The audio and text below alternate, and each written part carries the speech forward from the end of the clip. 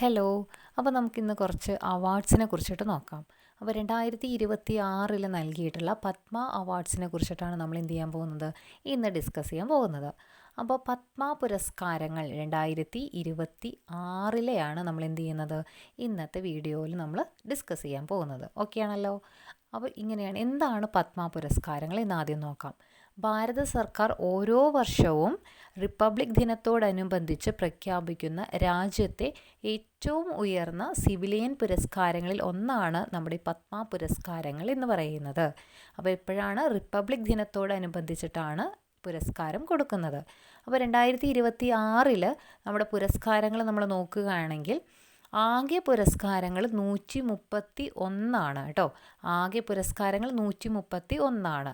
ഇനി അതിൽ പത്മവിഭൂഷൺ എന്ന് പറയുന്നത് 5 പേർക്കും, പത്മഭൂഷൺ എന്ന് പറയുന്നത് 13 പേർക്കും, പത്മശ്രീ എന്ന് പറയുന്നത് 113 പേർക്കുമാണ് കിട്ടിയിരിക്കുന്നത്.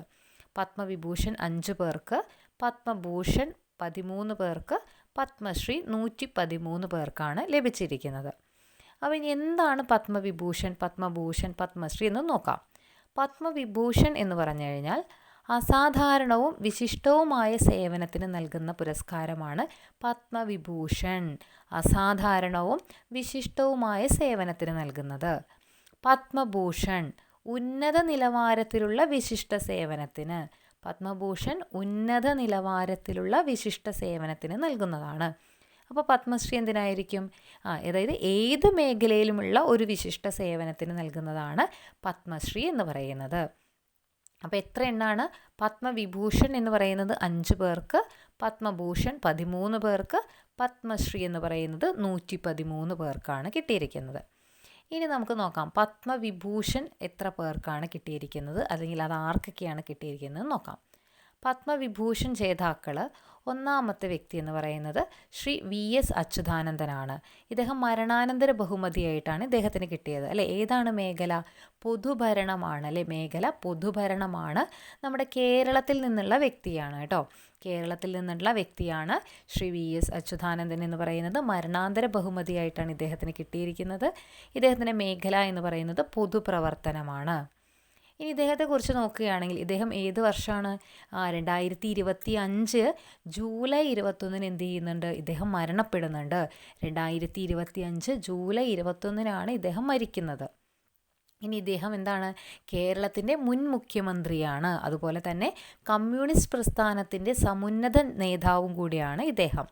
ഇനി ഇദ്ദേഹം പൊതുജീവിതത്തിലെ സമഗ്ര സംഭാവനകൾ പരിഗണിച്ചിട്ടാണ് ഇദ്ദേഹത്തിന് നമ്മുടെ രാജ്യത്തെ 2ാമത്തെ ഉയർന്ന സിവിലിയൻ ബഹുമതിയായിട്ടുള്ള പത്മവിഭൂഷൺ നൽകി ആദരിച്ചത്. അപ്പോൾ ശ്രീ VS അച്യുതാനന്ദനാണ് പത്മവിഭൂഷൺ കിട്ടിയിരിക്കുന്നത്. ഒരു വ്യക്തി കിട്ടിയതിൽ നിന്ന് ഒരു വ്യക്തി എന്ന് പറയാൻ പറ്റുന്നത്. ഇനി അടുത്തൊരു വ്യക്തിയാണ് Shri KT Thomas. Shri KT Thomas, അതായത് ജസ്റ്റിസ് KT തോമസ്. ഇദ്ദേഹം എന്താണ്, പൊതുപ്രവർത്തനമാണ്. അതുപോലെ തന്നെ നിയമവും ഉണ്ട് കേട്ടോ. പൊതുപ്രവർത്തനം, നിയമം, ഇതാണ് ഇദ്ദേഹത്തിൻ്റെ മേഖല എന്ന് പറയുന്നത്. പത്മവിഭൂഷൺ 2026 ലഭിച്ചു. കൂടാതെ ഇദ്ദേഹത്തിന് 2007 പത്മഭൂഷൺ കൂടി ലഭിച്ചിട്ടുണ്ട്.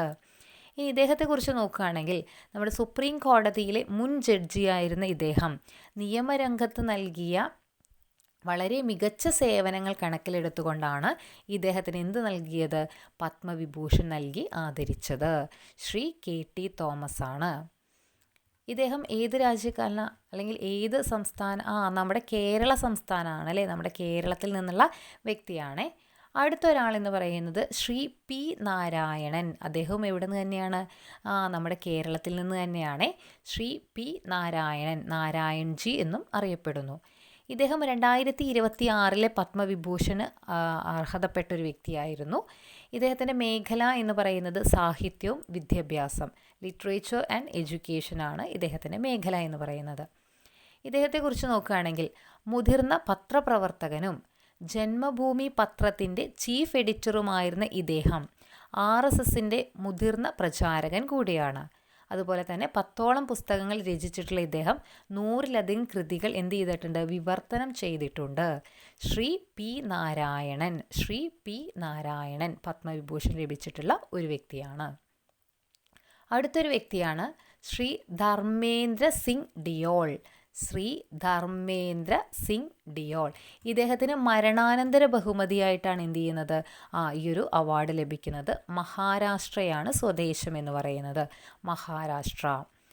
അപ്പോൾ മരണാനന്തര ബഹുമതിയാണ്. അതുപോലെ തന്നെ 2012 പത്മഭൂഷൺ ലഭിച്ചിട്ടുണ്ട്. 2012 പത്മഭൂഷൺ ലഭിച്ചിട്ടുണ്ട്. ഇദ്ദേഹത്തിൻ്റെ മേഖല എന്ന് പറയുന്നത് കലയാണ്, ആർട്സാണ്, അതായത് സിനിമയാണ് കേട്ടോ. അപ്പോൾ ബോളിവുഡിലെ ഇതിഹാസ നടനായിട്ടുള്ള ഇദ്ദേഹം ഇന്ത്യൻ സിനിമയ്ക്ക് നൽകിയ 6 പതിറ്റാണ്ടോളം നീണ്ട സംഭാവനകൾക്കാണ് ഈ ഒരു പുരസ്കാരം ലഭിച്ചിരിക്കുന്നത്. 2025 ഡിസംബറിലാണ് ഇദ്ദേഹം മരണപ്പെടുന്നത്. 2025 ഡിസംബറിലാണ് മരണപ്പെടുന്നത്. പത്മവിഭൂഷൺ ലഭിച്ചിട്ടുള്ള ഒരു വ്യക്തിയാണ് ശ്രീ ധർമ്മേന്ദ്ര സിംഗ് ഡിയോൾ. ശ്രീ ധർമ്മേന്ദ്ര സിംഗ് ഡിയോൾ. ഇദ്ദേഹം ഏത് സംസ്ഥാനമാണ്? മഹാരാഷ്ട്രയാണ് ഇദ്ദേഹത്തിൻ്റെ സംസ്ഥാനം എന്ന് പറയുന്നത്. മഹാരാഷ്ട്ര സ്വദേശിയാണ്. ഓക്കെ, അടുത്തൊരു വ്യക്തിയാണ്, അല്ലെങ്കിൽ അടുത്തതും അവസാനത്തതുമായിട്ടുള്ളൊരു വ്യക്തിയാണ് Kumari N Rajam. Kumari N Rajam. Doctor N Rajam. Padma Vibhushan ലഭിച്ചത് 5 പേർക്കാണ്. അതിൽ 5ാമത്തെ വ്യക്തിയാണ് കുമാരി എൻ രാജം. ഇദ്ദേഹം ഉത്തർപ്രദേശ് സ്വദേശിയാണ് കേട്ടോ. ഉത്തർപ്രദേശ് സ്വദേശിയാണ്. അപ്പോൾ ഇദ്ദേഹത്തിന് പത്മശ്രീ ലഭിച്ചിട്ടുണ്ട്, പത്മഭൂഷണം ലഭിച്ചിട്ടുണ്ട്. മേഖല ഏതാണ്? കലയാണ്, അല്ലെ സംഗീതമാണ് കുമാരി എൻ രാജം എന്ന് പറയുന്ന വ്യക്തിയുടെ മേഖല എന്ന് പറയുന്നത്. പ്രശസ്തയായ ഹിന്ദുസ്ഥാനി വയലിൻ വാദകയാണ് കേട്ടോ ഇവർ. പ്രശസ്തയായിട്ടുള്ള ഹിന്ദുസ്ഥാനി വയലിൻ വാദകയാണ്. അതുപോലെ തന്നെ വയലിനിൽ ഗായകി ആങ് എന്ന ശൈലി കൊണ്ടുവരുന്നതിൽ പ്രധാന പങ്ക് വഹിച്ചൊരു വ്യക്തിയാണ്. കൂടാതെ സംഗീത നാടക അക്കാദമിയുടെ അവാർഡും എന്ത് ചെയ്തിട്ടുണ്ട്?